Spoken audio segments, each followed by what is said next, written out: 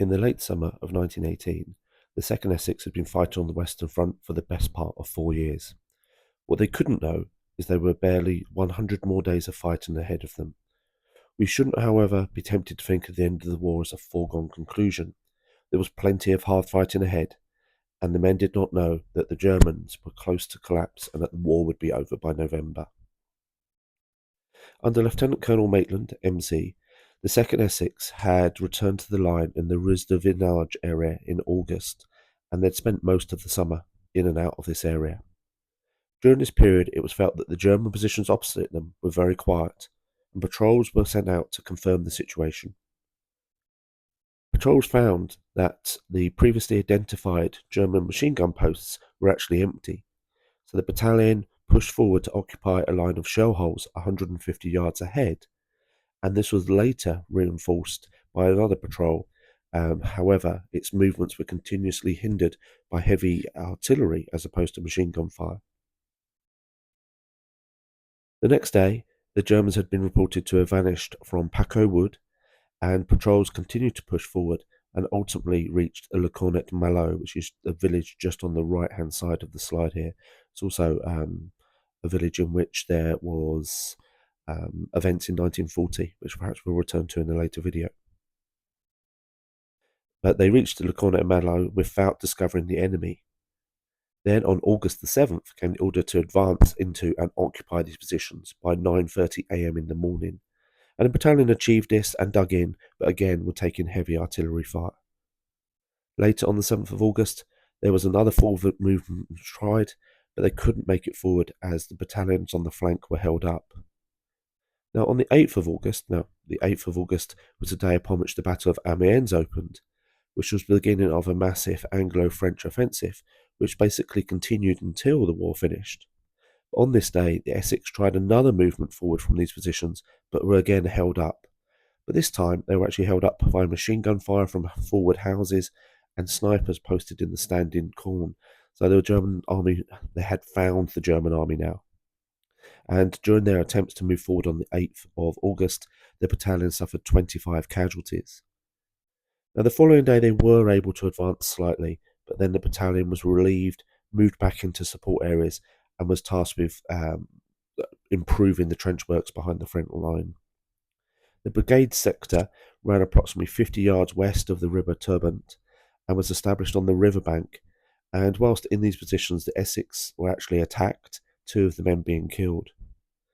Now because of the repositioning of units, the salient that had been caused by the British advance was eventually flattened out, and the line shortened, and the 4th Division was squeezed out and moved to the rear and went into a period of training. It's interesting to note the topics of the training at this point, as it was all about open warfare by platoon, moving forward in artillery formation, extended attack, advance guards by company attack, fire control, and practice for scouts and Lewis gunners. So there's obviously an intention to be going on the attack. And this attack was part of the 100 Days Offensive. The 4th Division was going to be part of the attempts to break the Broquois-Conant line. Apologies for my pronunciations. But essentially, this is a familiar area because it's astride the Arras-Cambrai road. And we see Arras at the top left, and we see Cambrai down at the bottom right on this slide. And this was to take part in an advance towards the Canal du Nord. And it was a prelude to a big attack along both sides of the River Scarpe, which runs eastward from Arras. Now, the part of this attack, there was to be heavy fighting on September the 2nd by both the 4th and the 63rd Divisions, and this was to take most of the day for them to secure positions on the Dury Ridge, which was made up of woods, villages, and they wanted to capture the reverse slope, where there'd been machine gun nests, which the Germans had been using to hold up the advance. Now, the attack was successful. An advance of 3 miles was achieved. At 5 AM, the 2nd Essex opened a minor operation to enable the battalion to get square with its objective and attack. Now, the enemy were entrenched on the left of the Dury, which is the little village we can see here in the centre of the picture, and great confusion was caused by the close nature of the country and by the troops on the right moving into the Essex objectives. The assault was, however, successful, And in the evening, orders were received that the battalion would be required to attack another town the next day. And it's just an image of Dury with the positions. These positions are sort of marked as they were about a month or so before the attack. And the next day, they were to attack a town called Etaing, or at least that's how I'm pronouncing it, which was a bit further to the east. Now, this meant that they had to pull the battalion out of the front line, which is never a difficult, easy task, particularly during the night time, and reform it at right angles so they could then face east. And the position of the enemy troops was at this time not that certain. But Captain Morley and Regimental Sergeant Major Hodges DCM were sent out during the night to mark out a line on the ground that the troops could form up on to mark the jumping off place. And despite the fact that it was at night and that they were wearing gas masks and they had to do it by the use of a compass, they were able to achieve this. To such an extent that at 0 hour on September the 3rd, the Essex Battalion moved forward into those forming up positions and without pausing actually moved into the attack. And the objectives at Etaing were occupied by 7 a.m. with 77 prisoners being taken. Now, in these 2 days of operations, the Essex suffered quite considerable casualties, and probably most of them being on the second day, so the attack on Etaing, which we see on the screen here. Total casualties for the 2 days were 24 other ranks killed, 172 wounded, and 48 missing, giving a total of 244. I think this is indicative of the level of fighting that was still occurring. Another thing that gives us an idea of this is gallantry awards. And here we see 2 different soldiers who have been awarded the Distinguished Conduct Medal, which is a very high gallantry award. And this is their citations, as they're called, where they appeared in the journals or the London Gazette in January 1919. And when we look at them, they both refer to the same event. So I'll use Ager's one as the one on the left, but for conspicuous gallantry and devotion to duty, on the 2nd of September 1918, north of Dury, he and another man were the only 2 left with a Lewis gun, all the rest being killed or wounded, and much of the ammunition lost. Collecting drums from derelict guns, they worked their way around to a flank of the company and brought enfilade fire to bear on the enemy, which materially assisted the infantry advance. During consolidation, they pushed ahead and kept down hostile fire, one working the gun, the other collecting ammunition. And we can see here that private holders citations basically the kind of the equivalent. Another soldier to be awarded a gallantry award, probably connected to this, is Sergeant Mansfield. Now, on this gallantry thing here, it says about the 20th of September, but that doesn't fit with the event. So I think that may either be a typo in the Gazette or maybe even the citation. But it should really say the 2nd of September. But in an attack on an important trench line, he led his men against a machine gun post which was threatening to stop the advance, and working round the flank by bombing put the gun out of action. He then rushed the position and captured 28 prisoners. Now, if that is the attack on Dury and Etaing, remember that it was 77 prisoners captured in total. And my point with these is to acknowledge the bravery of the men, but also to show that the Germans were still fighting. And it's interesting that there's much mention of machine gun posts, so sort of smaller groups of men.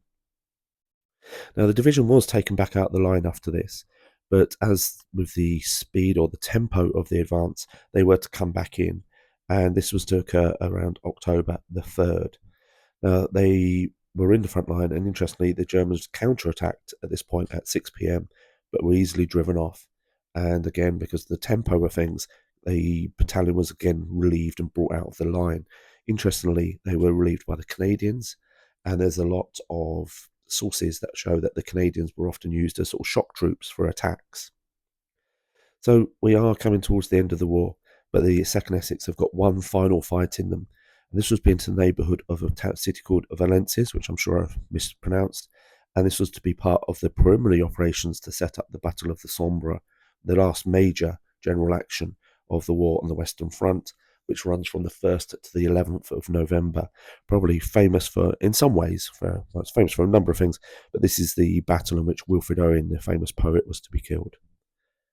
Now, the battalion, or the division, came back into the line on the 24th of October, but the 12th Brigade wasn't initially used, and it was just used in kind of local clearing up operations for the next 3 days, gaining control of a little village called Engelfontaine and establishing the line from the north and east of Le Quesnoy. Le Quesnoy is in the bottom right-hand side of this image. Most easy spotter is Intramarche Hyper, the supermarket, basically, which is on the north side of Le Quesnoy.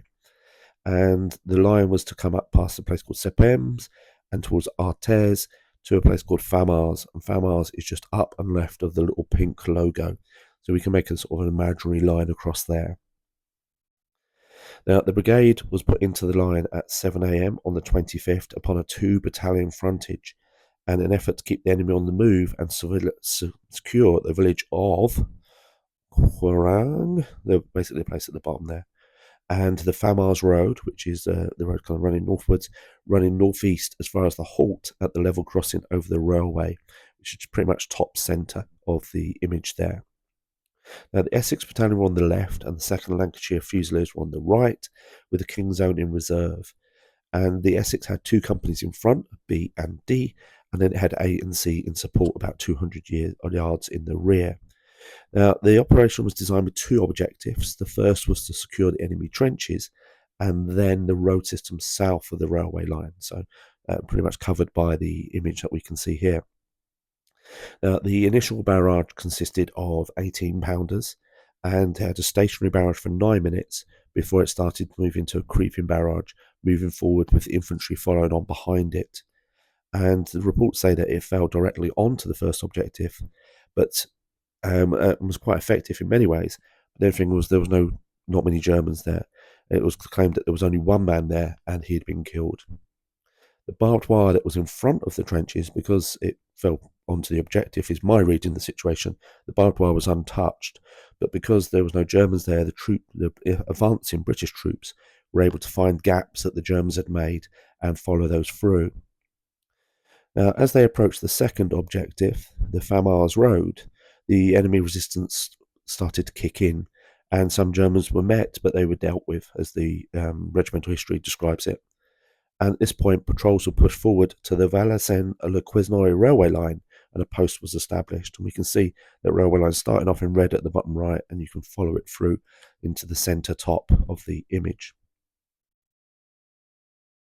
Some difficulty had been experienced in this advance in keeping direction because of heavy smoke from the barrage, and the enemy once again counter-attacked at 6 p.m, but the regimental history describes it as local and lacking enthusiasm, and it was beaten off. Now, the advance was to continue on the next day at 10 a.m, and the plan was to take a town called Artes, which you can see on the sort of centre right here, and to secure the east of the village, creating a bridgehead over the Rhone, which is the little blue squiggle there, which is a river. And the objectives of the attack were a bridge crossing that river, just about on the right side of the screen there, and a crossroads, which is sort of centre top of this image. Now, the forming up line was the railway, which we've already encountered, and the barrage came down about 250 yards on the northeast side of the railway. The 10-minute barrage was described as very short, i.e. it started hitting its own troops, and the brigade suffered some casualties. The barrage then started to advance at a rate of 100-yard jumps, and the attacking forces followed it closely. But they found the enemy opposition was much different from the previous day. Machine guns were particularly accurate, and the German artillery was accurate and alert to movements upon the battlefield. Despite this, the attack was successful, and 3 German officers and 60 other ranks were captured, and the regimental history says that about 3 times this number were killed. The prisoners appeared very dejected and shaken by the violence of the British artillery fire, and on reaching the high ground beyond the railway, the enemy fire had increased in strength, including direct shots from field guns, and difficulty was experienced in maintaining the advance. But nonetheless, the road was occupied and the forward posts were established. Now, the river was actually crossed by 2 companies of the Lancashire Fusiliers, and a bridgehead was established. Now, the enemy reacted with vigour and using gas and high explosives. About 4:30 in the afternoon, attacked, and the situation became critical on the right of the 51st Division at Famars. Now, the significance of that is the right of the 51st Division was the left of the 4th Division, and it was actually the 2nd Essex that were on the left. So they find themselves kind of right in the eye of the attack. Again, a lot of hard fighting, as is evidenced, again, by gallantry awards. And here we see Sergeant Parley, 2nd Battalion Essex Regiment, for conspicuous gallantry and devotion to duty during operations near Querenaing, from 24th to 26th October 1918. When his company sergeant major was killed, he took over his duties and performed them most ably. He was always shown consistent energy and set a fine example to all. And so the attack is successful, and they do capture Artes. And as we said, some elements of the brigade and the division have actually crossed the river. Now, the attack was expensive. There were 6 officers were casualties, 2 of them being killed, Captain A. Cooper Brown and Second Lieutenant E. Hart. A further officer died of wounds, and 2 more were wounded. For the other ranks, 1 died of wounds, 82 were injured, and 11 were gassed. Now, the enemy persisted in attacking on the 27th of October, counter-attacking, and they did drive in the right flank of the 51st Division. And so the 2nd Essex had to form what's a defensive flank. However, the 51st Division did counter-attack, pushed the Germans back out of Famars, and actually pushed their line forward by another 150 yards. So the picture that's been on screen for the last few minutes as I've been describing this is of 2nd Lieutenant Hart. Now, if you know your military uniforms, you may have spotted on the left, as we look at it, his right arm are 3 overseas chevrons. This is because before being commissioned into the 2nd Essex, or commissioned into the Essex Regiment and assigned to the 2nd Essex, Hart had been with a cavalry unit, I want to say the Hussars. And it looks like he's wearing a 1914 ribbon as well, which came out in 1918, so he'd been lucky to have got it by that time. But he had been commissioned in early 1918, and he joined the 2nd Essex in September 1918 from Mersey Island in Essex, and was unfortunately killed in this attack. In commenting upon this movement, the commander of the Essex, Lieutenant Col Maitland, who we see here, wrote, "It was obvious that a very great improvement had been made in the means of communication. Visual signalling was very usefully employed. The urgent necessity for timing all messages was once more evident. The whole of the men showed wonderful kindness and perseverance. Flank communication, except where actually in touch with the front line, was very difficult. It was impossible to gain touch from my headquarters with the headquarters of the battalion on my left, who were the right battalion of the 51st Division. The location of these headquarters could not be found. Careful use of the compass was necessary many times owing to the very open country and the heavy smoke of our barrage. Direction could only be maintained by this means." Now, the division received congratulations from the Corps Commander on its achievement, particularly the seizure of the bridgehead, a worthy end to a great campaign. And there's a certain parallel with this, is that the 12th Brigade had received special congratulations back in 1914 for its capture of a bridge over the River Marne on the 20th of October. Now, the battalion went out of the line. They weren't to know this, but it was to be for the last time.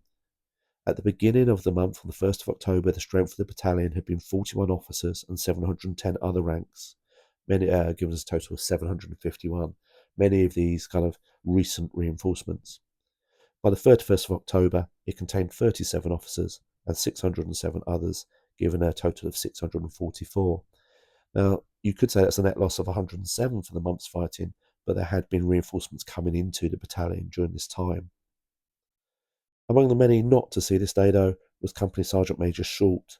Now, he was one of the original battalion to arrive in France in August 1914, at which point he was a Lance Corporal, and he was killed in action on the last attack on the 26th of October 1918, and it's possible that he's the Company Sergeant Major mentioned in Sergeant Parley's DCM citation.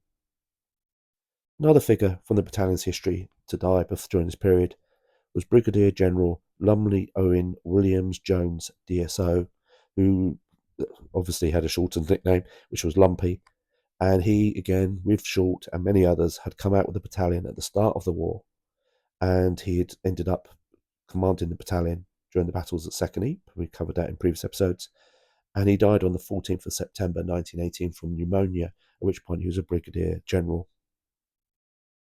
Now, before the battalion had time to return to the front line, the war was to be over. On the 11th of November, an armistice came into place, and whilst the war wasn't officially in for some time, the 2nd Essex had fought its last battle in this war. And it was to spend some time sitting around the newly captured Artes, helping rebuild it, helping the locals, and just reforming itself, because the future was a little bit uncertain. However, it wasn't long before the battalion moved into a demobilisation mode, and soldiers were sent home or sent to other battalions. There was a need to send troops into Germany as part of the army of the occupation, but the 2nd Essex was to find itself hanging around this area and nearby for a number of months as it gradually shrunk in size. Training was part of keeping the men busy, but they fell back on something of very much of the era with concert parties. And here we see a postcard of the 2nd Battalion Essex Regiment's concert party. There's some sort of activities here that we'd probably challenge in the modern day, but they were obviously very proud of it because the image was repeated in the regimental history, rather worse kind of copy of the image. But the significance here is that the men are named. So returning to the better image, it's easy to think of people here dressed up as men and women, kind of acting types, not necessarily soldier types. However, this is Private Connolly, and Private Connolly was also awarded the Distinguished Conduct Medal for conspicuous gallantry and devotion to duty during the attack on the Querenaing line on the 2nd September 1918. Whilst acting as a platoon sniper scout, spotting a machine gun which had been causing casualties to his platoon about 40 yards in front of him, he dashed forward without waiting for orders, shot the gunner through the head and disabled the gun. On his return to report that the gun was out of action, his clothing and equipment were found to be riddled with bullets. So that would be the attack round Dury, which we looked at earlier in this episode.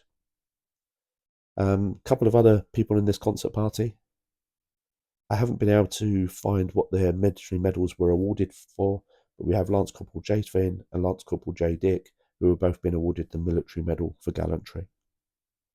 Now, this concert party was taking place in a place called Querenaing, which is pretty much where the battalion stays into the early part of 1919 as it's being stripped out of its men as they're sent to other duties or sent home.